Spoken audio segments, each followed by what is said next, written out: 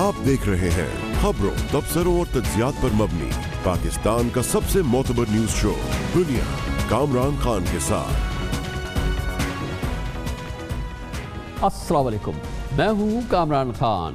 अल्हम्दुलिल्लाह पाकिस्तान अपनी जन्नत नज़ीर वादियों, फलक शिगाह पहाड़ों और दिल फरेब नज़ारों की वजह से दुनिया भर में मशहूर है। गिलगित बल्तिस्तान और केपी हुकूमतों ने NCOC की हिदायत की रोशनी में सयाहत के तमाम मामला दोबारा खोल दिए हैं और इन दिनों मुल्क के सर्द और बालाई इलाकों में तारीख साज सयाहती सीज़न का आगाज़ हो गया है।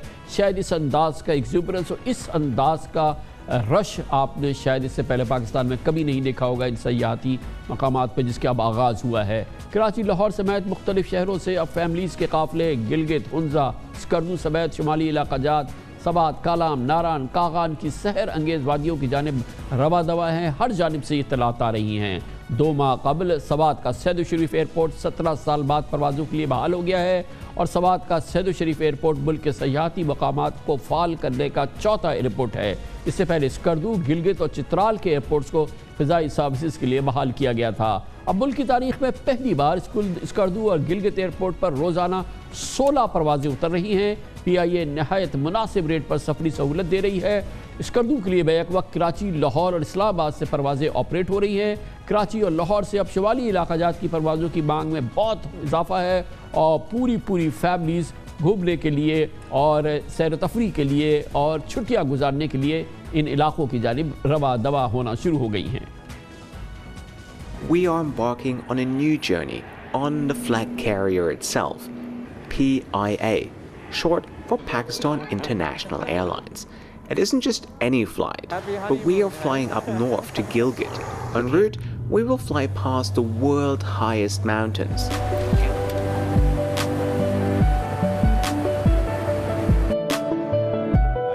Probably the most amazing in-flight entertainment I've seen in a very long time.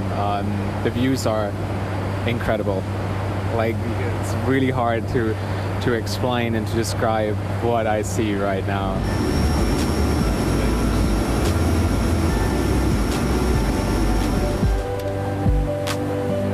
Yeah, and this is it, the ATR, just in the background with this beautiful backdrop of mountains. It is just incredible.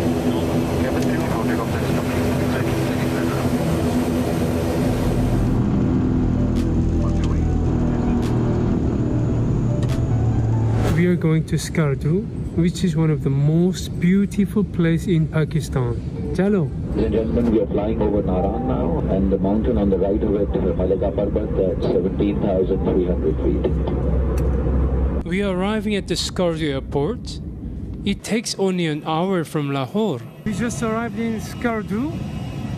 This airport is surrounded by amazing snow mountains. Wow. माशाअल्लाह।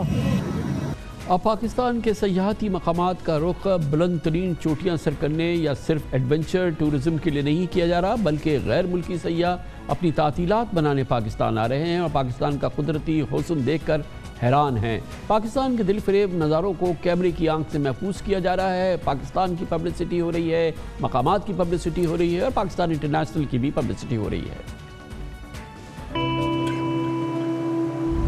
Welcome to paradise, everybody. Cannot say enough about the trees in the mountain range.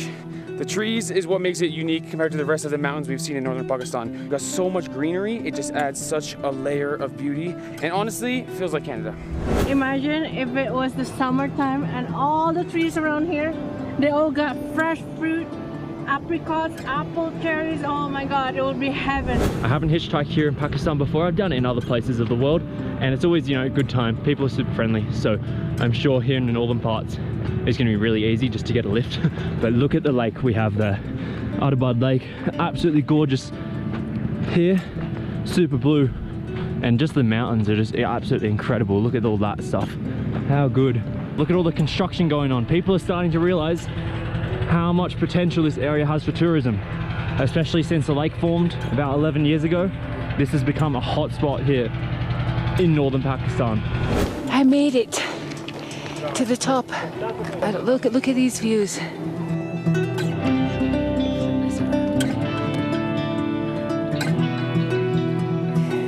views are amazing. Really couldn't ask for anything more. Pakistan میں بیرون ملک اور مقامی سیاحت کے فروغ کی ایک بڑی وجہ یہ بھی ہے کہ اس وقت London, Paris, Singapore, Hong Kong, Bangkok اور دنیا کے بڑے جو ڈیسٹینیشنز ہیں وہ کرونا پابندیوں کی جکڑ میں ہیں۔ خوش آئند بات یہ ہے کہ گلگت بلتستان میں کرونا کے 98% مریض صحتیاب ہو چکے ہیں، جبکہ الحمدللہ سوات مالاکنڈ ڈویژن میں بھی مثبت کیسز کی شرح 3% ہے، لیکن اس کے باوجود سیاحوں کو ہوٹلز میں بکنگ کے وقت کرونا منفی ٹیسٹ کی رپورٹ جمع کرانا لازمی ہے۔ ہوٹلز، گیسٹ ہاؤسز، انتظامیہ اور ٹور گائیڈز کو کورونا ویکسین لگوائی جا رہی ہے اور سب لوگ ویکسینیٹڈ ہیں۔ ویکسین لگائے بغیر 50 سال سے زائد عمر افراد کی ہوٹلز بکنگ پر پابندی ہے۔ ایک کمرے میں زیادہ سے زیادہ 2 افراد کو ٹھہرانے کی اجازت دی گئی ہے، جبکہ کے پی اور گلگت بلتستان میں سیاحوں کی آمد کے باعث ان علاقوں میں معاشی سرگرمیوں کی جان میں جان آ گئی ہے اور اس میں بہت ہم پھرتی دیکھ رہے ہیں، بڑی بڑھاوت دیکھ رہے ہیں۔ ہوٹل اور گیسٹ ہاؤسز میں بھی بکنگ میں بے پناہ رش ہے۔ پچھلے سال سے کرونا پابندیوں نے پاکستان کی ٹورزم انڈسٹری کو شدید نقصان پہنچایا تھا، لیکن لاک ڈاؤن نے جہاں لوگوں کو سیر و تفریح سے محروم کیا، وہاں سیاحت سے منسلک لاکھوں لوگوں کے لیے مشکلات پیدا ہو گئی تھیں۔ لیکن اب صورتحال میں بہتری آ رہی ہے۔ اس بارے میں ہم دکھاتے ہیں اپنے نمائندے خصوصی زہیب احمد کی ایک رپورٹ جو انہوں نے ان سیاحتی مقامات پر جا کر ترتیب دی۔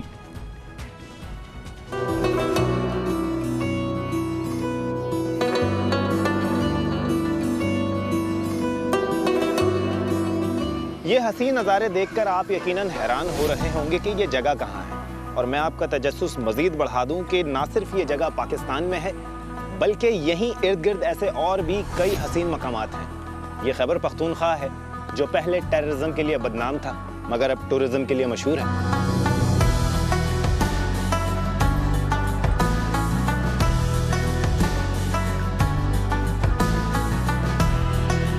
مالاکنڈ کے پرفضا مقامات ہوں یا ہزارہ کے ہزار رنگ، گلیات کی مہکتی گلیاں ہوں یا برف پوش وادیوں کے حسین نظارے، سیاح ہر موسم میں یہاں آنے کو بےتاب نظر آتے ہیں۔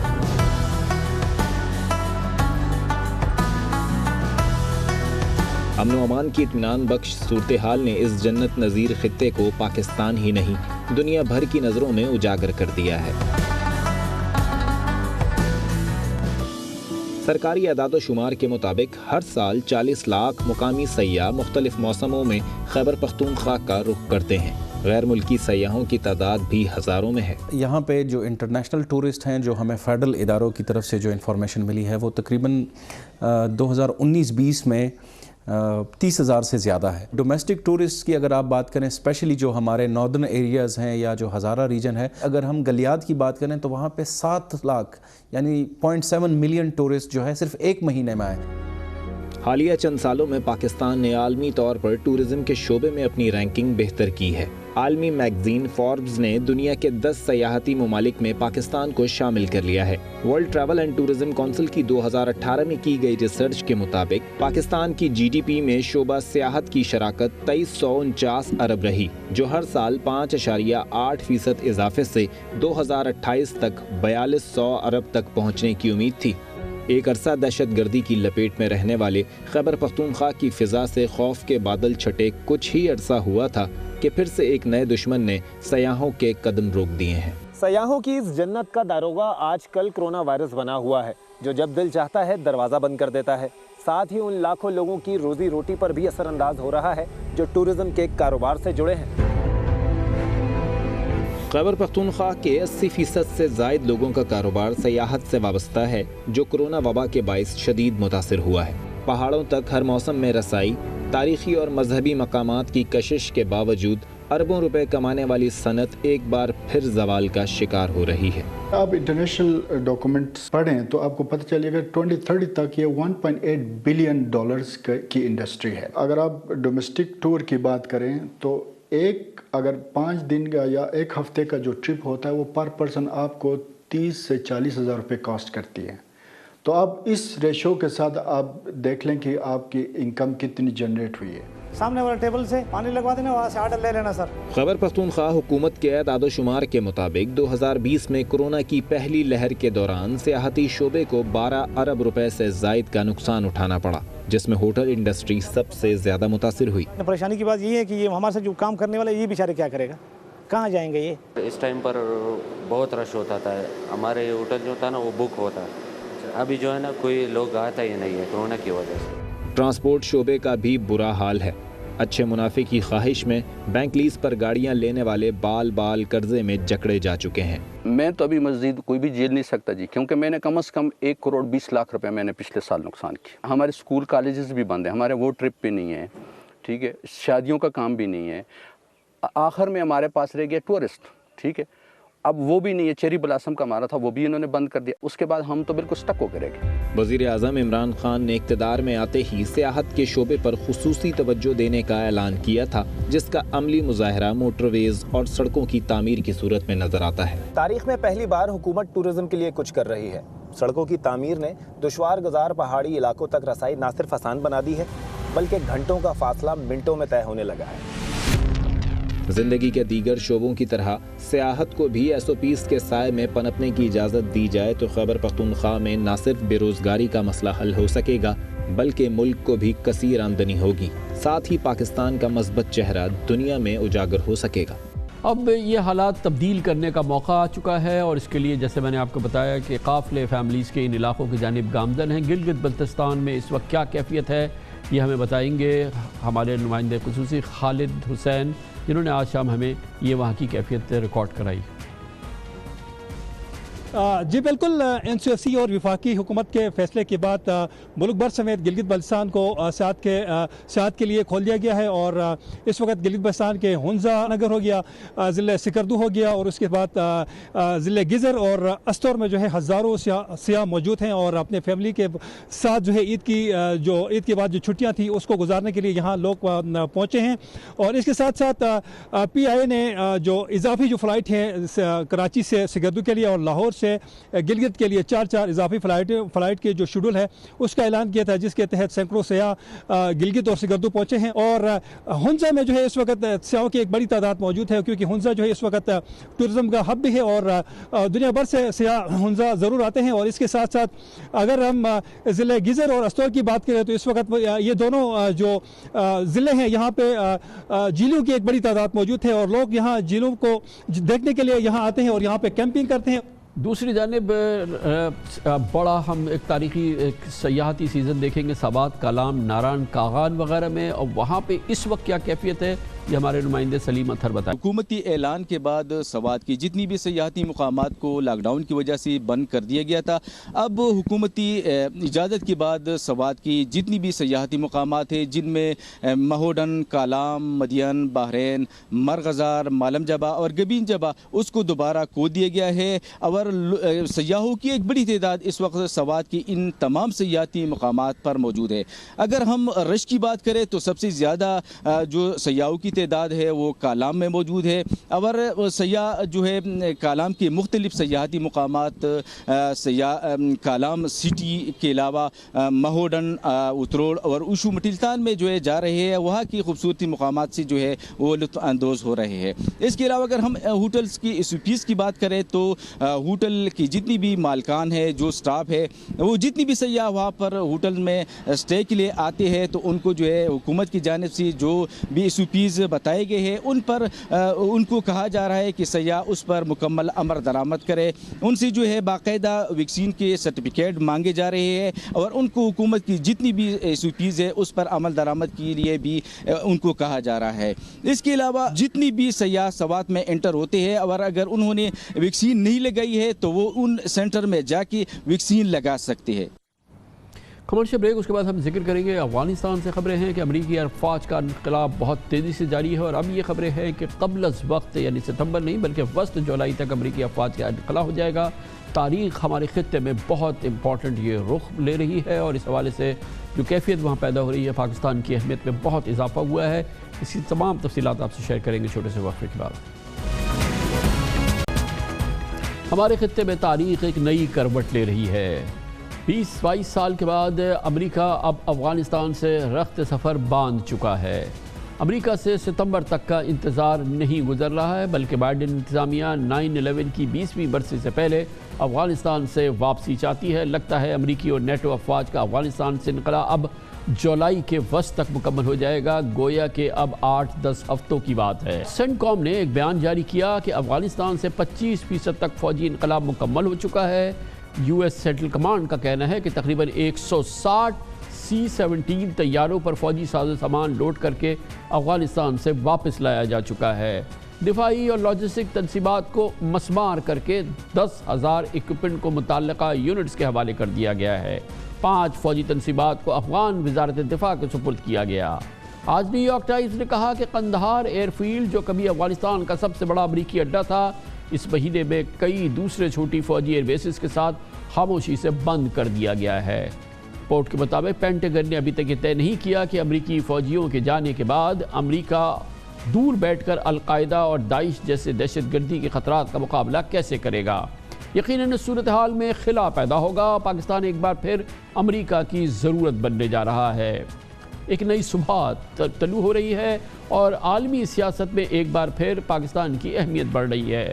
اب پاکستان اور امریکہ کا 2001 سے ایئر لائنز اور ground lines communication, A lock اور جی لاک کمیونیکیشن کا فریم ورک جو پہلے ہوتا تھا اور یقیناً سن 2000 کے ابتدائی سالوں میں وہ بہت امپورٹنٹ رہا ہے، وہ ایک بار پھر مزید امپورٹنٹ ہو گیا ہے اور نئی اہمیت اس کے سامنے آئی ہے، کیونکہ افغانستان سے فوجی انخلا کے بعد القاعدہ اور داعش کے خلاف آپریشن میں امریکہ کو پاکستان کی مزید مدد چاہیے اور مسلسل مدد چاہیے۔ اس پس منظر میں مشترکہ تعاون اور دو طرفہ مفادات پر اس وقت بہت ہی امپورٹنٹ بات چیت دونوں ملکوں کی سیکیورٹی لیڈرشپ کے درمیان جاری ہے۔ آج اس موضوع پر بات کرنے کے لیے ہم نے دعوت دی ہے۔ ایک بار پھر ہمیں جوائن کریں گے سیکیورٹی امور، افغان امور اور اس خطے کے تمام اسٹریٹجک امور کے ماہر، پاکستان کے نامور سینئر صحافی جناب رحیم اللہ یوسف زئی ہمارے ساتھ موجود ہیں۔ بہت بہت شکریہ رحیم اللہ یوسف زئی صاحب۔ ایک تاریخ اپنا ایک نیا باب یہاں پہ رقم ہو رہا ہے۔ 20 سال سے زائد عرصے تک امریکی فوجیں یہاں موجود رہیں، پوری مغرب کی فوجیں ان کے ساتھ یہاں پہ موجود رہیں، طالبان کو شکست دیے بغیر اب یہ فوجیں واپس لوٹ رہی ہیں اس خطے سے۔ یہ تمام مغربی افواج کا انخلا ہو رہا ہے۔ یقیناً ایک بہت نیا سفر شروع ہو رہا ہے اور انسرٹن بھی ہے، ہمیں غیر یقینی کی کیفیت بھی ہے اس کے ساتھ ہی۔ جی بالکل، آپ نے صحیح فرمایا۔ امریکہ نکلنا چاہتا ہے اور نکل رہا ہے، لیکن امریکہ کو یہ فکر ہے کہ اس کے جانے کے بعد ایسا نہ ہو کہ افغانستان میں پھر اس کے جو مخالفین ہیں، دشمن ہیں، ان کو پناہ مل جائے۔ القاعدہ تو پہلے سے ہے، حالانکہ اس کی قوت بہت کم ہو گئی ہے۔ داعش بھی ہے، اس کی قوت بھی بہت ہی کم ہو گئی ہے۔ البتہ افغان طالبان ہیں اور تنظیمیں بھی ہیں، ایسی تنظیمیں بھی ہیں جو اس خطے کے ملکوں کے لیے خطرہ ہے۔ داعش ہے، تحریک طالبان پاکستان ہے، بلوچ علیحدگی پسند ہیں، یہ پاکستان کے لیے اور پھر ایران اور چین اور روس کے لیے بھی خطرہ ہے۔ تو میرے خیال میں امریکہ اس لیے اس فکر میں ہے کہ کہیں ایسا نہ ہو کہ 9/11 کی طرح کوئی اور حملہ ہو جائے اور پھر صدر جو بائیڈن جو ہے ان کی ذمہ داری ہوگی کہ انہوں نے یہ فیصلہ کیا تھا، ساری فوج کو نکال لیا تھا۔ تو دہشت گردی کے خلاف جو جنگ امریکہ نے 20 سال پہلے شروع کی تھی، وہ چاہتے ہیں کہ وہ جاری رہے اور ان کو قریبی علاقے میں افغانستان کے قریب تر کوئی فوجی اڈے مل جائیں اور وہاں سے پھر وہ ضرورت کے وقت کارروائی کر سکیں۔ تو رحیم اللہ صاحب، اس میں ایک بنیادی تبدیلی، کیا یہ بات صحیح ہے کہ اس میں اس وقت امریکہ اس کاوش میں کہ افغانستان میں اس انداز کی مذہبی انتہا پسندی اور دہشت گردی نہ پنپ پائے جو کہ ریجن کے لیے مصیبت ثابت ہو جائے، تو اس میں اس وقت امریکہ تنہا نہیں ہے؟ کیا ہم کہہ سکتے ہیں کہ اس میں چین، روس، ایران اور جو خطے کی دوسری قوتیں ہیں وہ اس وقت اس کی ہم نوا ہوں گی؟ گویا کہ کیونکہ ایک خطرہ یہ ہے یا ایک تشویش یہ ہے کہ اگر مثال کے طور پہ امریکہ کو کوئی سہولت پاکستان سے ملتی ہے تو چین میں اس پہ کوئی بڑی بے چینی نہ ہو جائے۔ یہ جو دوسری ریلیٹڈ قوتیں ہیں وہ اس پورے ماحول کو کیسے؟ کہ تقریباً سارے ملک اس خطے کے چاہتے ہیں کہ افغانستان پھر سے دہشت گردی کا مرکز نہ بن جائے، اور لیکن وہ یہ بھی چاہتے ہیں کہ امریکہ کی فوج نکلنے سے پہلے کوئی امن معاہدہ ہو جائے، یہ بین الاقوامی مذاکرات کامیاب ہو جائیں، اور یہی ساری کوشش ہو رہی ہے، لیکن اس میں کوئی پیش رفت نہیں ہو رہی۔ اگر امریکہ بغیر کوئی امن معاہدے کے نکل گیا تو پھر افغانستان میں حالات خراب ہو سکتے ہیں، اور میرے خیال میں چین یا ایران یا باقی ملک نہیں چاہیں گے کہ کوئی یہاں پہ نیا امریکی فوجی اڈہ بن جائے۔ پہلے پورا افغانستان ان کے قبضے میں تھا، پورا عراق ان کے قبضے میں تھا، ابھی اگر وہ مزید اس خطے میں اڈے حاصل کرتے ہیں فوجی اڈے تو میرے خیال میں یہ جو ملک ہیں ان کو تشویش تو ہوگی، اور کیونکہ امریکہ سے تو سب کی تقریباً مخالفت ہے، اور آپ کو پتہ ہے کہ پہلے ہی امریکہ کے اس خطے میں کافی فوجی اڈے ہیں، قطر، بحرین، اردن، عمان، ڈیگو گارشیا، اور یہ بھی اطلاع ہے کہ ازبکستان میں بھی امریکہ کی خواہش ہے کہ خان آباد کا جو ایئر بیس ہے جو پہلے بھی انہوں نے حاصل کیا تھا اس کو پھر سے حاصل کرے۔ لیکن روس کے جو افغانستان کے لیے نمائندے ہیں ضمیر کابلوف، انہوں نے کہا ہے کہ نہ ازبکستان نہ تاجکستان امریکہ کو فوجی اڈے دینے کو تیار ہے۔ یہ جو ریجنل پاورز ہیں جو یقیناً افغانستان میں دلچسپی رکھتی ہیں، ان کی دلی خواہش تو یہ ہوگی کہ ہم دیکھ لیں گے اس علاقے میں اور افغانستان میں کیا ہوتا ہے، اور ہمارے پاس کیپیسٹی ہے کہ ہم نمٹے آپ روانہ ہو جائیں یہاں سے۔ مطلب امریکہ کا مزید رول نہیں چاہیں گی یہ قوتیں افغانستان کے حوالے سے براہ راست؟ دیکھیں میرے خیال میں یہ امریکہ اور نیٹو کی فوج کی جو موجودگی تھی، 1.5 لاکھ فوج تھی اور 49 ملکوں کی فوجیں، اور ان کو فوجی کامیابی حاصل نہیں ہوئی، اب ان کی پسپائی ہو رہی ہے، تو آپ دیکھیں کہ آئندہ اگر ان کے افغانستان میں موجودگی نہ ہو اور وہ کسی باہر کے ملک سے جو فوجی اڈے ہیں ان کو استعمال کریں تو ان کو کہاں تک وہاں پہ ایک مؤثر کارروائی وہ کر سکتے ہیں، یہ بڑا مشکل ہوگا۔ اور رحیم اللہ صاحب کچھ بھی ہو کہ ایک طرف امریکی فوجوں کا انخلا ہو رہا ہے، اب یہ تمام غیر ملکی فوجیں نکل رہی ہیں، دوسری جانب بھارت کے لیے بھی اسپیس اب وہاں پہ بہت شرنک ہو گئی ہے، بہت مختصر ہو گئی ہے، جس کا بہت بلا کا انفلوئنس رہا ہے پچھلے کئی سالوں میں۔ ہاں یقیناً، دیکھیں یہ جو افغان حکومت ہے اس وقت اگر یہ رہتی ہے، اور اس کا رہنا بڑا مشکل ہوگا جب ساری غیر ملکی فوجیں نکل جائیں گی اور ان کو وہ ایئر سپورٹ، فضائی جو ایک قوت ہے امریکہ کے نیٹو کے وہ حاصل نہیں ہوگی، تو پھر تو بھارت کو کافی تشویش ہوگی، کیونکہ یہ حکومت کے بڑے قریب ہیں، ان سے ان کا فوجی تعاون بھی ہے، اور وہ سمجھتے ہیں کہ اگر طالبان حکومت کا حصہ بن گئے، نظام کا حصہ بن گئے تو پاکستان کا اثر بڑھے گا اور بھارت کا کم ہو جائے گا۔ تو بہت بہت شکریہ جناب رحیم اللہ یوسف زئی ہمارے ساتھ تھے۔ کمرشل بریک کے دوران نیوز ہیڈ لائنز دیکھیں، اس کے بعد ہم اپنے پروگرام کے باقی حصے کے ساتھ واپس آتے ہیں۔ آپ دیکھ رہے ہیں خبروں، تبصروں اور تجزیات پر مبنی پاکستان کا سب سے معتبر نیوز شو دنیا، کامران خان کے ساتھ۔ آج کی اچھی خبر یہ ہے، قدر اطمینان بخش خبر ہے کہ بالآخر انرجی سیکٹر میں 2,500 ارب روپے سے زائد کے گردشی قرضوں سے ایک آزادی کا سفر شروع ہوا ہے۔ پہلا اسٹیپ ہے، ابتدا ہے، بہت مختصر سی ابتدا ہے، لیکن بہرحال قدر اطمینان ہے کہ گردشی قرضوں کا وبال اب شاید کم ہونا شروع ہو جائے۔ اس مالی سال کے 10 مہینوں کے دوران کہا گیا ہے کہ گردشی قرضوں میں 189 ارب روپے کم اضافہ ہوا۔ کل وفاقی وزراء کی کابینہ کمیٹی برائے توانائی کے اجلاس میں پاور ڈویژن نے اپنی رپورٹ میں کہا کہ اس مالی سال جولائی 2020 سے اپریل 2021 تک انرجی سیکٹر کے گردشی قرضوں کا حجم 260 ارب روپے رہا، جو پچھلے سال کے اس دورانیے میں 449 ارب روپے تھا۔ اس طرح اس سال اب تک گردشی قرضوں کے اضافے میں 189 بلین روپیز کی کمی آئی ہے۔ پاور ڈویژن کہتا ہے کہ اس مالی سال کے اختتام تک گردشی قرضوں میں اضافہ پچھلے سال کے مقابلے میں 38% کم ہو جائے گا۔ اس سال گردشی قرضے 330 ارب روپے تک محدود ہو جائیں گے، جبکہ پچھلے سال سرکولر ڈیٹ میں 538 ارب روپے اضافہ ہوا تھا۔ یہ سب کچھ اپنی جگہ مناسب بات ہے، لیکن یہ سب کچھ آج بھی اس پورے معاملے کے حوالے سے اونٹ کے منہ میں زیرے کے مترادف ہے، کیونکہ بجلی کے سرکاری اداروں میں نمایاں بہتری آنا باقی ہے۔ اب بھی بجلی کے 10 ڈسکوز جینکوز مسلسل قومی خزانے کا خون چوس رہے ہیں، مس مینجمنٹ اور یہ تمام مسائل اپنی جگہ موجود ہیں، مگر بہرحال اس عمدہ خبر پہ بات کرنے کے لیے ہمیں جوائن کر رہے ہیں۔ حالیہ مہینوں میں ہم نے دیکھا ہے کہ وفاقی وزیر توانائی کا عہدہ سنبھالا ہے جناب حماد عزر، کابینہ کے بہت مؤثر وزیر ہیں، ہمارے ساتھ موجود ہیں۔ بہت بہت شکریہ حماد عزر صاحب۔ یقیناً جیسے کہ میں نے عرض کیا، ایک نسبتاً بہتر خبر ہے، ذرا سے ایکسپلین کیجئے کہ یہ کتنا، یہ جو کمی آ رہی ہے جو بڑھاؤ میں، اس میں کتنا حکومتی کاوش کا حصہ ہے اور کتنا یہ جو ہم نے بجلی کے نرخ بڑھائے بے دریغ اس کا حصہ ہے۔ جی شکریہ کامران خان صاحب. سب سے پہلے تو یہ سمجھنے کی ضرورت ہے کہ بجلی کا جو شعبہ ہے اس میں مسئلہ کیا ہے جس کی وجہ سے سرکولر ڈیٹ جنم لیتی ہے. مسئلہ یہ ہے کہ جس قیمت پہ ہم بجلی خرید رہے ہیں بجلی گھروں سے اور جس قیمت پہ ہم بجلی بیچ رہے ہیں اس کے اندر ایک بہت فرق ہے. ہم نقصان پہ بجلی بیچ رہے ہیں اپنے صارفین کو اور وہ ہر سال جو ہے وہ خسارہ اکٹھا ہوتا ہے جو پورا نہیں ہوتا اور وہ گردشی قرضوں میں جا رہا ہے. تو جب ہم آئے تھے تو کوئی 450-500 ارب کے سپیڈ سے گردشی قرضوں میں اضافہ ہو رہا تھا اور اس سال اور ساتھ کیپیسٹی پیمنٹس بھی بڑھ رہی تھیں, یعنی کہ جو ہم کرایہ بجلی گھروں کو دیتے ہیں جو ہم بجلی لیں یا نہ لیں وہ بھی بڑھ رہا تھا.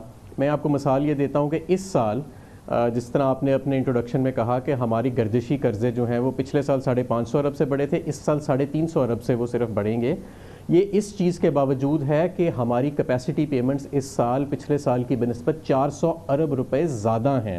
تو 400 ارب روپے بجلی گھروں کو زیادہ دینے کے باوجود کرائے میں ہم نے پھر بھی یہ کوئی 200 ارب روپے سالانہ کے حساب سے گردشی قرضوں میں ہم کمی لے کے آئے ہیں. اور اس کے اندر مختلف امور جو ہیں وہ شامل ہیں. اس میں TND لاسز جو ہیں وہ بھی کم ہوئے ہیں, کچھ ریکوریز میں بھی ہمیں امپروومنٹ جو ہے وہ نظر آئی ہے, اور اس کے علاوہ جو ٹیرف انکریز ہم نے کیا تھا ظاہر ہے وہ بھی مجبوری کے تحت ہمیں کرنا پڑا, اس کا بھی ایک پورشن شامل ہے, لیکن صرف وہی وجہ نہیں ہے جس کی وجہ سے یہ کمی آئی ہے. ہمارا صاحب آپ دوسرے شعبوں کے وزیر تھے, لیکن یہ جو 550 جس سے آپ کمپیئر کر رہے ہیں پچھلے سال سے, وہ بھی تو آپ ہی کے دور میں ہوئے نا, وہ بھی آپ کی حکومت کا دوسرا سال تھا جب یہ مسلسل بڑھ رہے تھے. نہیں بالکل ایسے نہیں ہے. جو مسلم لیگ نون کا آخری سال ہے اس سے بھی اگر آپ کمپیئر کریں تو اس سال ہمارا جو گردشی قرضے کا حجم ہے اس میں کم بڑھا ہوا ہے. حالانکہ مسلم لیگ نون کے آخری سال کے اندر تو بہت کم تھی کیپیسٹی پیمنٹ بنسبت اس کے جو آج ہے. آج تو ہم اس سے کوئی 500-600 ارب روپے زیادہ کیپیسٹی کی پیمنٹ کر رہے ہیں, پھر بھی ہمارا جو سرکولر ڈیٹ کا حجم ہے وہ ان کے آخری سال سے کم, اس میں کافی کم اس کے اندر بڑھا ہوا ہے, تقریباً 100 ارب روپے کم. ہمارا صاحب یہ جو آپ نے فرمایا کہ بجلی مہنگی بنتی ہے اور ہم مہنگی خریدتے ہیں اور عوام کو سستی دیتے ہیں, تو مہنگی آپ اس لیے خریدتے ہیں کہ اس پورے نظام کی جو برائیاں خرابیاں ہیں, ورنہ تو دنیا میں بجلی بنتی ہے اس دام پہ تو کوئی بجلی کی شہری نہیں خرید رہے, لیکن پاکستان کے خرید رہے ہیں. مثال کے طور پہ کہ آپ بل کا جو بل آپ کرتے ہیں اس میں سے اس سال آپ کو 200 ارب روپے وصول نہیں ہوں گے.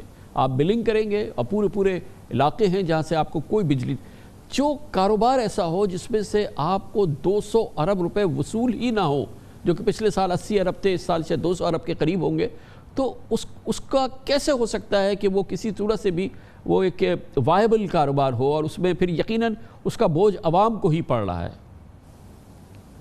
اچھا نہیں, یہ ویسے میں آپ کو ایک وضاحت کروں, یہ ایک بڑی کامن مسپرسیپشن ہے کہ شاید سرکولر ڈیٹ جو ہے وہ نان ریکوریز اور تھیفٹ اور سسٹم لاسز کی وجہ سے بڑھتی ہے. اس کا حصہ سرکولر ڈیٹ کے بڑھاؤ میں 13% ہے, یعنی کہ 87% سرکولر ڈیٹ کا ان دونوں چیزوں سے کوئی نہیں ہے. ہماری جو اوور آل ریکوری کی پرسنٹیج ہے وہ 90% سے زیادہ ہے پورے پاکستان میں. کچھ ڈسکوز ہیں وہ بہت خراب ہیں اور کچھ ہیں وہ بہت اچھے ہیں, لیکن جو اب آپ ایوریج لیتے ہیں, اور ایک الاؤنس بھی نیپرا کی طرف سے دی جاتی ہے اور پھر فائنانس کی طرف سے ایک سبسڈی بھی دی جاتی ہے, تو وہ ساری چیزیں بھی پلگ کرتی ہیں. تو 90% سے زیادہ آپ کا ریکوری ریٹ ہے, اور TND لاسز اور ریکوری کی ریشیو البتہ کہ اس میں بہتری کی بہت گنجائش ہے بہت, لیکن وہ 13% صرف سرکولر ڈیٹ کے بڑھاؤ میں اضافہ کرتا ہے. یہ جو اس وقت آج آپ کی سرکولر ڈیٹ بڑھ رہی ہے, اس کا تعلق وہ مہنگے سودے ہیں جو بجلی گھروں سے ہم نے کیے ہیں, جن سے ہم بجلی لیں یا نہ لیں تو ہمیں ان کی رقم ادا کرنی پڑتی ہے.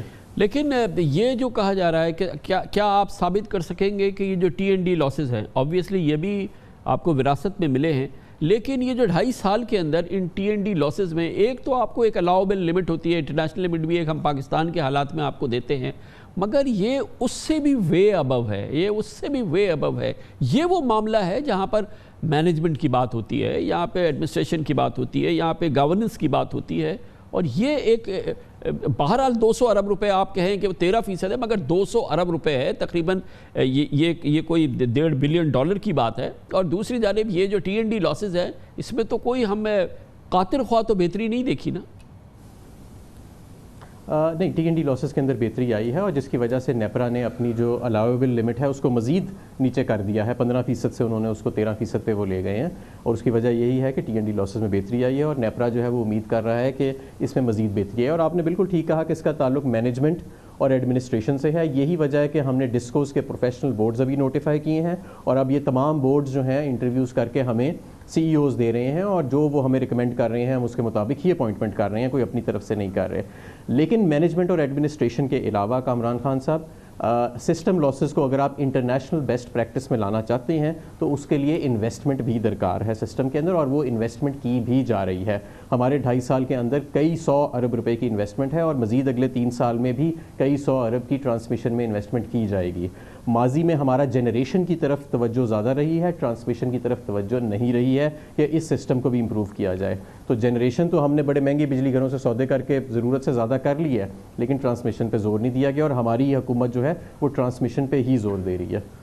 تو حماد صاحب, یہ جو پورا معاملہ ہے اس میں اب بھی گورنمنٹ کا کنوکشن یہ ہے, اس کا یہ اعتماد ہے اس بات پہ کہ یہ سرکاری ملکیت میں ہی بہتر چلیں گے, اور یہ ان کو نجی شعبے میں دینے کی ضرورت نہیں ہے. یہ ڈسکوز اور جینکوز جو ہیں یہ کسی بھی وجہ سے پہلے نہیں چلے یا پچھلے 2.5 سال میں نہیں چلے, لیکن اب بھی یہ اعتماد برقرار ہے. اس کی نچکاری نہیں کرنی ہے, اس کو خود ہی چلانا ہے. بالکل بھی نہیں. میں سمجھتا ہوں کہ یہ جو ڈسکوز ہیں ہمارے, یہ پرائیویٹ شعبے کے اندر ہونے چاہیے, اور اس سے ان سیاسی مداخلت میں بھی کمی آئے گی, اور اس سے ان کی ایفیشنسی امپرومنٹ بھی آئے گی. اور ہماری حکومت کی یہ ترجیح ہے کہ ہم ان ڈسکوز کو انبنڈل کریں اور ان کو ہم آؤٹ سورس کریں یا پبلک پرائیویٹ پارٹنرشپ میں جائیں. اب پرابلم یہ ہے کہ دیکھیں, جو پرائیویٹ سیکٹر ہے وہ جو ہمارے بیسٹ پرفارمنگ ڈسکوز ہیں اس پہ تو وہ لینے کے بہت شوقین ہے, لیکن جو بہت برے ڈسکوز ہیں جہاں صرف 30 40% کی ریکوری ہے, وہاں وہ تھوڑا سا گھبراتے ہیں. تو اب ہم ان کو پیئر کر کے پرائیویٹائز کرنے کا پلان کر رہے ہیں کہ ایک اچھا پرفارمنگ ڈسکو اور ایک برا پرفارمنگ ڈسکو, دونوں کی ٹرانزیکشن کو اسٹرکچر اکٹھے کیا جائے گا تاکہ بیلنسڈ قسم کی ہمیں ریکوریز میں امپرومنٹس ملیں اور پرائیویٹائزیشن کا حقیقی معنی میں فائدہ ملے. ایک ایفرٹ ہم نے دیکھی ہے جو کافی میننگ فل اور پازیٹیو نظر آئی آپ کے آنے کے بعد, وہ جو یہ جو ایک اور بہت امپورٹنٹ ڈسکو جن کو کئی جو پاکستان کا سب سے بڑا اس حوالے سے ادارہ ہے, اس کے جو مسائل ہیں اس کو ریزالو کرنے کے لیے جو کہ کئی سالوں سے نہیں ہوئے, تو اس میں بڑی ڈیولپمنٹ دیکھنے میں آئی تھی. مگر پھر بھی لگتا ہے کچھ اسٹیبلش بلاک ہے کہ خبر یہ آئی کہ ECC نے وہ الاؤ نہیں کیا ہے کہ جو ان کا جو وہ او کرتے ہیں پرہیپس جو SSGC میں کمپاؤنڈنگ انٹرسٹ, اس پہ جو 170 ارب روپے, اور گورنمنٹ بھی ان کو او کرتی ہے, وہ مسئلہ باقی ہے. مگر آپ کتنے کانفیڈنٹ ہیں کہ اب یہ کئی والا ایک مسئلہ ہے کہ ہمارے پاس رول ماڈل بن جائے گا تمام ڈسکو جینکوز کے لیے, کہ یہ اب حل ہو جائے گا؟ کتنے آپ کانفیڈنٹ ہیں؟ کیونکہ ایفرٹ تو آئی ایم شیور کہ کافی عمدہ ایفرٹ ہوئی ہے. جی میں کافی پر امید ہوں, اور ہم نے اصول طے کر لیے ہیں جن کی بنیاد پہ اسپیسیفک اصول, صرف یہ براڈ میں بات نہیں کر رہا, اسپیسیفک اصول ہر موضوع کے اوپر جن کی بنیاد پہ ہم نے یہ معاملہ طے کرنا ہے. ہم نے یہ بھی فیصلہ کر لیا ہے کہ جو زیادہ ڈسپیوٹیڈ اماؤنٹ ہے یا جو زیادہ جس پہ تشویش ہے دونوں سائڈز پہ, اس کو آربیٹریشن میں یا کہیں اس کا کوئی اور دوسرا حل نکالا جائے گا. اور موونگ فارورڈ, کیونکہ کراچی کی بجلی کی ڈیمانڈ بڑھ رہی ہے, تو موونگ فارورڈ ہم ایک سیملیس پیمنٹس کا میکنزم, جس میں جو ہم ان سے او کرتے ہیں اور وہ جو ہمیں او کرتے ہیں, وہ ایک سیملیس طریقے کے ساتھ سیٹل ہو جائے گا. اور جو کراچی ہمارا معاشی ہب ہے پاکستان کا, اس کو جتنی بجلی درکار ہے اتنی کے الیکٹرک بآسانی ہم سے ڈرا کر سکے گی, اور یہ کسی بھی قسم کا ان کو پیمنٹس ہمیں کرنے میں یا ہمیں انہیں پیمنٹس کرنے میں جو واجبات نکلتے ہیں, کسی بھی قسم کا کوئی ابہام نہیں رہے گا, اور پرومپٹ ٹرانزیکشنز جو ہیں وہ سیٹل ہو جائیں گی. تو یہ جو آربیٹریشن کرنی ہے, یہ خبر آئی تھی کہ جسٹس تصدق حسین جیلانی آربیٹریٹر ہوں گے, یہ کیا کنفرم بات ہے یا اس کا بھی ڈیسائیڈ ہونا باقی ہے؟ یہ چیزیں, یہ جو فائنل آربیٹریشن اور یا کوئی دوسرا راستہ, اس کی ڈیٹیلز فائنلائز ہونا باقی ہیں. البتہ یہ اصولی طور پہ فیصلہ کر لیا گیا ہے کہ جو ماضی کی بجلی کی سپلائی کی رقم ہے اس کو علیحدہ پاک کر دیا جائے گا, اور مستقبل میں جو آپ کو معلوم ہے کہ ہمارے آنے کے بعد کراچی الیکٹرک کو کافی 100 میگا واٹ زیادہ روزانہ کے بنیاد پہ بجلی جو ہے وہ سپلائی کی جا رہی ہے, جتنا حکومت کے ساتھ ان کا اگریمنٹ ہوا ہے اس سے اوور اینڈ ابو. تو وہ اس کو اسی طرح سپلائی کرنے کے لیے ایک نیا PPA, ایک پاور پرچیز اگریمنٹ ہم کے الیکٹرک کے ساتھ سائن کرنے جا رہے ہیں, اور اس میں یہ تمام مسائل جو ہیں انشاءاللہ جلد ہمیں حل ہوتے نظر آئیں گے.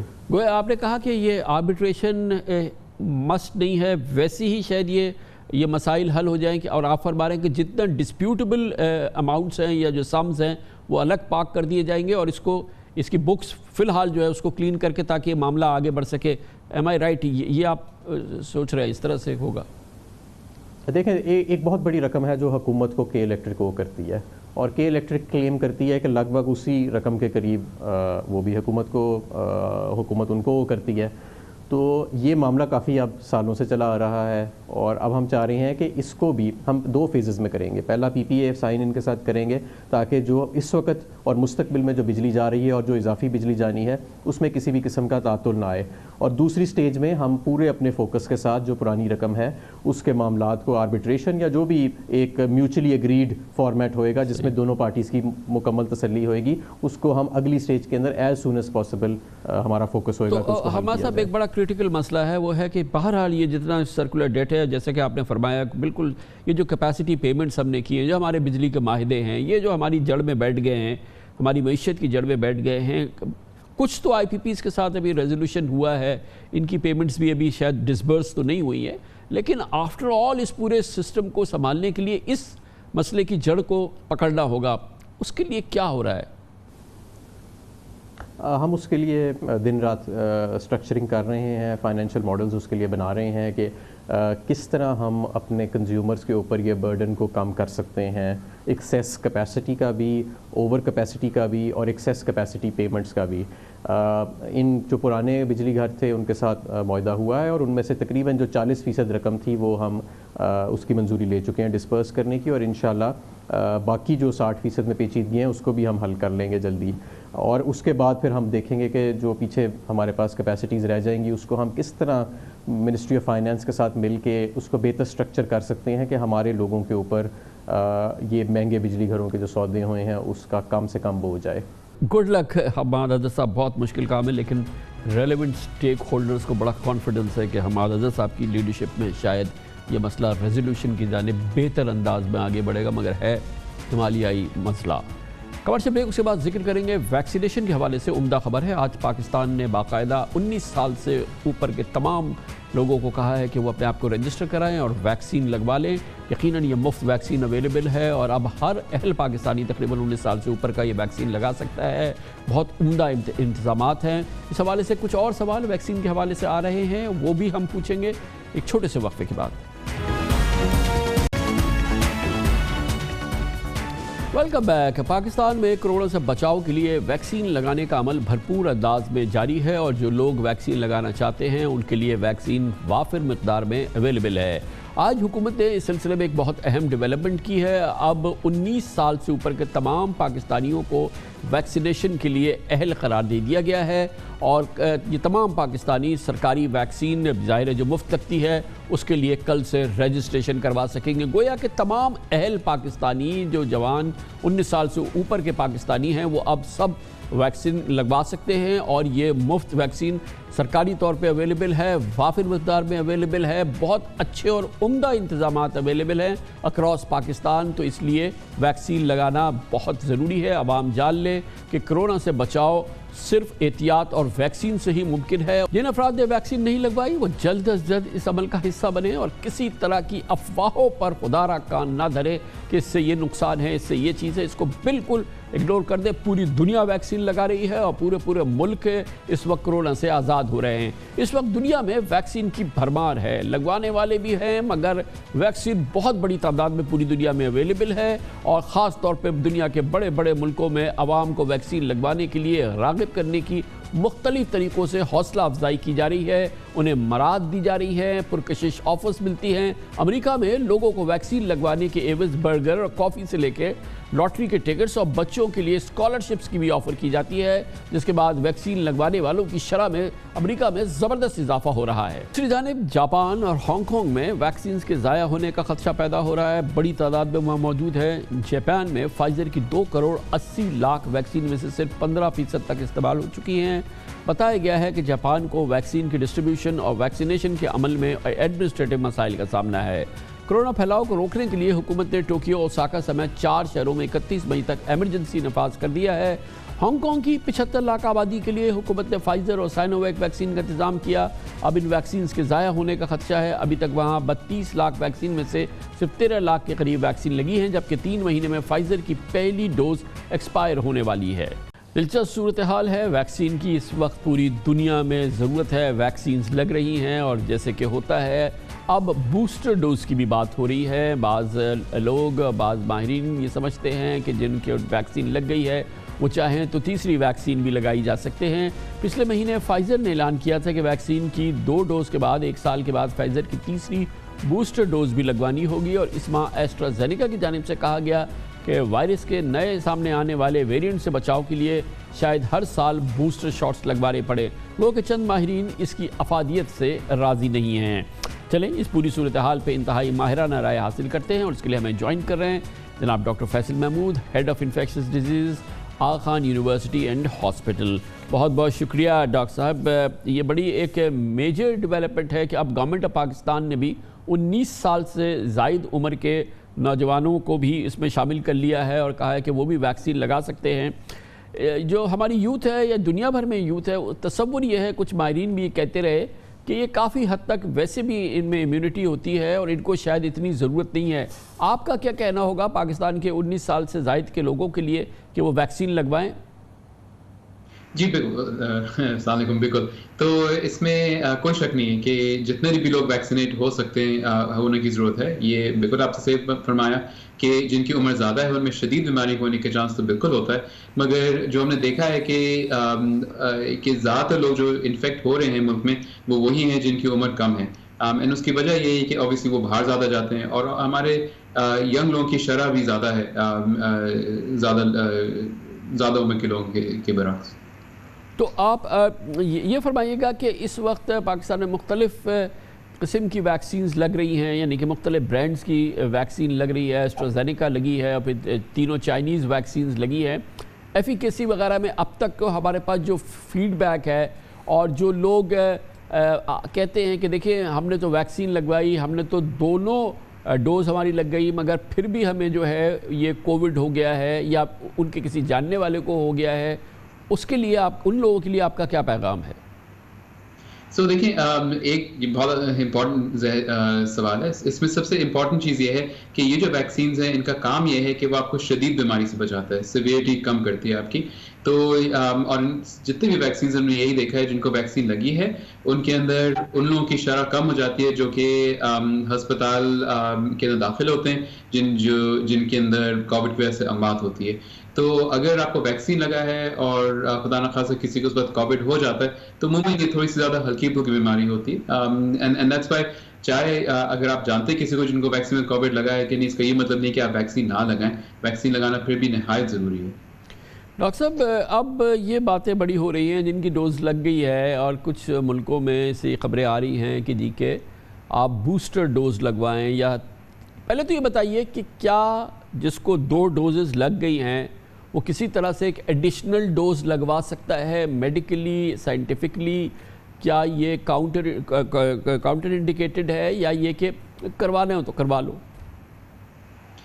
اس میں اب 2 پہلو ہیں. ایک تو یہ کہ اگر آپ سیکنڈ ڈوز لگاتے ہیں تو کہ کیا اس میں خطرہ ہے، یعنی کہ سائیڈ افیکٹ ہونے کے چانسز زیادہ ہیں. دوسرا اس کا جو پہلو ہے کہ آپ سیکنڈ ڈوز لگائیں گے تو اس میں کہ آپ کی پروٹیکشن بڑھ جائے گی، کہ آپ زیادہ اور بچے رہیں گے وائرس سے. پہلے والے کا یہ ہے کہ پروبیبلی اگر آپ نے پوری 2 ڈوز لگانے کے بعد 3rd ڈوز آپ نے لگائی ہے تو پروبیبلی اس سے کوئی نقصان تو شاید نہ ہو آپ کو. آن دی ادر ہینڈ کیا اس سے آپ کی قوت مدافعت اور زیادہ بڑھے گی کہ آپ کی امیونٹی اور بہتر ہوگی. تو اس کے بارے میں ابھی ہم کو نہیں معلوم، البتہ اس کی تحقیق ابھی جاری ہے. اچھا، میڈیکلی کوئی ایشو نہیں ہے کیا اگر کسی نے چائنیز ویکسین لگائی ہے 2 ڈوز اور وہ تیسری ڈوز کسی بھی طریقے سے وہ اسپٹنک میں کی لائن میں کھڑے ہو کے لگوا لیتا ہے تو میڈیکلی تو کوئی پرابلم نہیں ہے کہ 2 اس نے جو ہے وہ چائنیز لگائی اور تیسری جو ہے اس نے فار انسٹنس رشین لگا لی یا امریکن لگا لی؟ ایٹ دس پوائنٹ ہمارے پاس اتنا ڈیٹا نہیں ہے کہ ہم یہ بتا سکیں کہ اس میں ہرگز کوئی خطرہ نہیں ہے، مگر جتنا بھی ابھی تک ہمارے پاس لمیٹڈ جو ڈیٹا ہے اس میں یہ ہے کہ پروبیبلی اس میں کوئی خطرہ نہیں ہوگا ان کے لیے. تو مگر ایڈوائز نہیں کریں گے آپ اور ماہرین دنیا میں یا کیا ابھی تک فیڈ بیک کیا آ رہا ہے؟ کئی آ رہی ہے کہ تیسری، جیسے شاید UAE سے بات آئی ہے کہ وہاں پہ وہ کہتے ہیں کہ بوسٹر ڈوز آپ لگوا لیں، تیسری ڈوز آپ لگوا لیں. تو overall global feedback کیا ہے اس حوالے سے؟ سو گلوبل فیڈ بیک اور نیشنل فیڈ بیک دونوں یہی ہے کہ اگر آپ کی ویکسینیشن ہو گئی ہے تو پھر آپ کو مزید ویکسین لگانے کی ضرورت نہیں ہے. یہ پاکستان میں بھی ہمارا یہ ریکمنڈیشن ہے, CDC بھی یہی کہتا ہے کہ جو بھی آپ کو کوئی اپروو ویکسین لگ گئی ہے تو مزید اس کے بعد ویکسین لگانے کی ضرورت نہیں. جہاں تک UAE کا تعلق ہے, جو آپ کہہ رہے ہیں کہ ہم بوسٹر دے رہے ہیں, تو اس کا ابھی تک ان نے کوئی ڈیٹا نے شائع نہیں کیا کہ کس بنیاد پہ وہ کہہ رہے ہیں کہ ایک بوسٹر کی ضرورت ہے. ہاں یہ ضرور ہے کہ ہو سکتا ہے کہ سال ختم ہونے پہ یا کچھ مہینوں بعد جب اور تحقیق آئے گی تو ہم کہیں کہ بوسٹر کی ضرورت ہو. کیا وہ وہی ویکسین ہوگی جو آپ کو پہلے لگی ہے یا کوئی دوسری ویکسین کا بوسٹر لگانا ہے, اس کا بھی ابھی ہم کو معلوم نہیں ہے, بٹ پروبیبلی سال کے آخر میں یا اگلے سال تک تھوڑا سا آئیڈیا ملے گا ہم کو. ڈاکٹر صاحب ایک کوشچن بار بار پوچھا جا رہا ہے کہ جن لوگوں کو مثال کے طور پہ کووڈ ہو گیا ہے, اب ان کے لیے کتنا کیا موریٹوریم ضروری ہے کہ اب کووڈ سے وہ نیگیٹو ہو گئے ہیں اور پازیٹیو تھے لیکن اب نیگیٹو ہو گئے ہیں اور اب ٹھیک ہے, تو وہ کیا ان کے لیے ایک وقفہ ضروری ہے کہ وہ اب ویکسینیشن کے عمل میں جائیں, اپنی پہلی اور دوسری ڈوز لگوائیں؟ یہ بھی بہت کامن سوال ہے, اینڈ اس کا جواب سمپلی پاکستان میں ابھی فی الحال یہ ہے کہ اگر آپ کو کووڈ ہوا ہے اور آپ کی طبیعت ٹھیک ہو گئی ہے اور آپ آئسولیشن سے نکل گئے ہیں تو پھر آپ اپنی ویکسین فوراً لگا سکتے ہیں, آپ کو انتظار کرنے کی ضرورت نہیں ہے. البتہ یہ ضرور ہے کہ اگر آپ کووڈ کی وجہ سے آپ اسٹیرائڈ پہ تھے تو بہتر ہے کہ آپ اپنی اسٹیرائڈ ختم کر لیں اور اس کے بعد پھر ویکسین لگائیں تاکہ آپ کی قوت مدافعت اس وقت زیادہ اچھی ہو اور ویکسین زیادہ کام کرے. دوسرا یہ سوال اکثر آتا ہے کہ اگر ایک ڈوز لگی اور پھر کووڈ ہو گیا ان کو تو پھر کیا کیا جائے, کیونکہ آپ کا جو وقفہ ہوتا ہے 3 ہفتے کا وہ لمبا ہو جائے گا. تو اس میں کوئی مسئلہ نہیں ہے. یاد رکھیں جو ہم کہتے ہیں 3 ہفتے 4 ہفتے بعد سیکنڈ ڈوز لگنی ہے تو وہ کم سے کم پیریڈ ہوتا ہے, اگر اس کو آپ بڑھا بھی سکتے ہیں. اگر 1 مہینہ 2 مہینے بعد بھی لگے تو پہلی ڈوز آپ کی ضائع نہیں جائے گی. Thank you so much indeed, بہت بہت شکریہ. Doctor Faisal Mahmood, head of infectious disease, Aga Khan university hospital, اس پورے معاملے کے حوالے سے بڑے کلیدی سوالات کے جوابات دے رہے تھے. کمرشل بریک, اس کے بعد پاکستان کے لیے عمدہ خبر. بین الاقوامی عدالتوں میں پاکستان کے خلاف بہت سارے مقدمات ہیں. پاکستان پر یہ مقدمات بنے سپریم کورٹ آف پاکستان کے, جب جناب justice Iftikhar Chaudhry chief justice of Pakistan تھے, کئی فیصلے آئے اور پھر عالمی عدالتوں میں پاکستان کو جانا پڑا اور پاکستان کے لیے بہت ہی نیگیٹو فیصلے آئے ہیں. لیکن اس میں ایک بہتر خبر آئی ہے اور برٹش ورجن آئلینڈ کی عدالت نے پاکستان کے ریکوڈک کیس کے حوالے سے جو ضبطگی کے آرڈرز دے دیے تھے اب PIA کے اثاثوں کے, دوسرے حکومتی اثاثوں کے, وہ ویکیٹ ہو گیا ہے اور یہ پاکستان کے حق میں بہت عمدہ فیصلہ آیا ہے. اس کی بات کریں گے, تفصیلات آپ سے شیئر کریں گے چھوٹے سے وقفے کے بعد. کئی سالوں سے پاکستان کو بین الاقوامی عدالتی محاذ پر کئی بہت سیریس کیسز کا سامنا ہے اور ان میں زیادہ تر وہ کیسز ہیں جو سابق چیف جسٹس جناب افتخار محمد چودھری کی عدالت میں کے فیصلوں کے نتیجے میں سامنے آئے. مگر بدقسمتی سے انٹرنیشنل کورٹ سے پاکستان کو اکثر بری خبریں ہی سننے کو ملتی رہی ہیں اور اس حوالے سے پاکستان کے لیے بہت ہی پریشان کن فیصلے سامنے آتے رہے.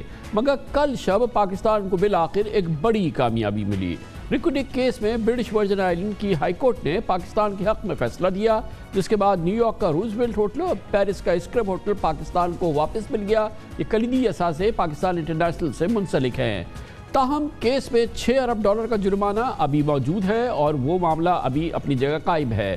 بتایا گیا ہے کہ اس کیس میں فریق آسٹریلوی کمپنی ٹیڈیان کوپر TCC قانونی کارروائی کے اخراجات بھی ادا کرے گی. اخراجات کی مد میں $50 لاکھ تک ادائیگی ہو سکتی ہے.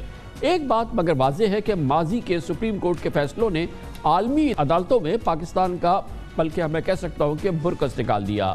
جنوری 2013 میں سابق چیف جسٹس افتخار محمد چودھری نے ریکوڈک میں تانبے اور سونے کی تلاش کے معاہدے کو کالعدم قرار دے دیا تھا, جس کے خلاف آسٹریلوی کمپنی ٹیڈیان کوپر عالمی بینک کی ثالثی عدالت میں پہنچ گئی اور پچھلے سال جولائی میں ثالثی عدالت نے اس کمپنی کے حق میں فیصلہ دیا, TCC کے حق میں فیصلہ سنایا.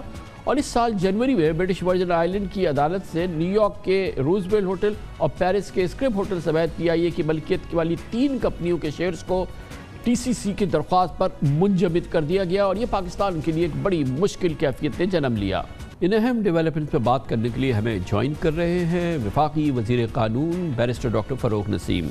بہت بہت شکریہ بیرسٹر صاحب. بیرسٹر صاحب, ایک عام پاکستانی کو سمجھائیے جو کل سے دیکھ رہا ہے کہ پاکستان کو اس عدالت میں یہ بہت عمدہ کامیابی ملی ہے, پاکستان کے لیے بہت عمدہ خبر ہے, ایک پاکستانی کو سمجھائیے کہ وہ کیوں یہ کہا جا رہا ہے اور اس کی کیا سگنیفیکنس ہے, اس کی کیا اہمیت ہے. جی بہت شکریہ کامران صاحب. آپ کے سوال کا جواب میں دوں کہ یہ اگست 2019 سے پھر میری سربراہی میں ریکوڈک اسپیسیفک ایک لیگل ٹیم بنائی عمران خان صاحب نے اور مجھے اس کا ہیڈ بنایا، اور تب سے ہم لگے ہوئے ہر طرح سے ہر اینگل اس کو دیکھ رہے ہیں، ایگزامن کر رہے ہیں۔ یہ حکومت آئی تو یہ 6.5 بلین کا ایوارڈ ہمارے سر پہ تھا۔ اس پہ پھر جو اپیل اس سسٹم میں کہلائی جاتی ہے اس کو ریویژن بھی کہتے ہیں، انلمنٹ بھی کہتے ہیں۔ تو پاکستان نے انلمنٹ بھی فائل کی، ریویژن بھی فائل کی، لیکن ساتھ ساتھ پھر یہ انفورسمنٹ پروسیڈنگ سٹارٹ ہو گئی دنیا جہاں میں۔ ایک انفورسمنٹ پروسیڈنگ جو تھی وہ برٹش ورجن آئلینڈ کی جو عدالتیں ہیں وہاں تھی، اور وہاں انہوں نے کیا یہ کہ پی آئی اے کو اور پی آئی اے کے جو ایسٹس تھے روزویلٹ اور اسکرائب فرانس میں اور امریکہ، اس کو انہوں نے ایکس پارٹی آرڈر لے لیا، ریسیور اس پہ بٹھا دیا، اٹیچ کر دیا، فریز کر دیا۔ پی آئی اے کا اور پاکستان کا یہ سٹینڈ عدالت میں ہے جو کہ سچ پر مبنی ہے، اور وہ یہ ہے کہ یہ روزویلٹ ہوٹل اور اسکرائب ہوٹل جو ہے یہ پی آئی اے کی ملکیت ہے، یہ پاکستان کی ملکیت نہیں ہے۔